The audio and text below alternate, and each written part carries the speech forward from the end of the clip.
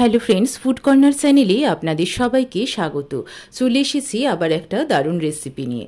পটল ভাজা নামটা খুবই পরিচিত, কিন্তু আজকে আমি আপনাদের কাছে একটু অন্যরকম স্টাইলে পটল ভাজা করে দেখাবো, যা এই বর্ষাকাল আসছে তাতে খিচুড়ির সাথেও খেতে দারুণ লাগে। এছাড়া গরম গরম ভাতে তো ভালো লাগবেই, এছাড়াও পোলাওয়ের সাথেও কিন্তু খেতে লাগে দুর্দান্ত। তাহলে আসুন দেখে নেওয়া যাক আজকের রেসিপি পটল ভাজা আমি কিভাবে বানালাম।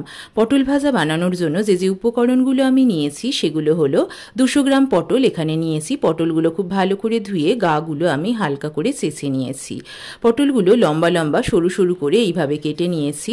এবারে কিছু বেসিক উপকরণ দিয়ে ম্যারিনেট করে নেব। দিয়ে দেবো 1 টেবিল স্পুন লবণ, 1 টেবিল স্পুন হলুদ গুঁড়ো, 1 টেবিল স্পুন কাশ্মীরি লঙ্কা গুঁড়ো। এবারে সমস্ত উপকরণের সাথে খুব ভালোভাবে পটলগুলো কিন্তু মাখিয়ে নেব। দেখুন পটলের প্রত্যেকটা পিসের মধ্যে মশলাগুলো খুব ভালো করে মাখানো হয়ে গিয়েছে। এবারে এই অবস্থায় 10 থেকে 15 মিনিট একটু রেস্টে রেখে দেব। নিয়েছি একটা বড় সাইজের পেঁয়াজ, লম্বা লম্বা সরু সরু করে কেটে নিয়েছি 6 থেকে 7 কোয়া রসুন। এখানে একটা কড়াই নিয়েছি, কড়াই গরম হলে তার মধ্যে 2 টেবিল স্পুন সর্ষের তেল দিয়ে দেব। তেল গরম হয়ে গেলে তার মধ্যে ম্যারিনেট করে রাখা পটলগুলো দিয়ে দেব।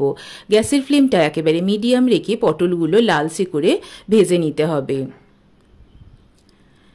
দেখুন পটলগুলো বেশ হালকা বাদামি করে ভেজে নিয়েছি। এবারে পটলগুলো তুলে নেব। একই রকমভাবে বাকি পটলগুলো ভেজে নেব।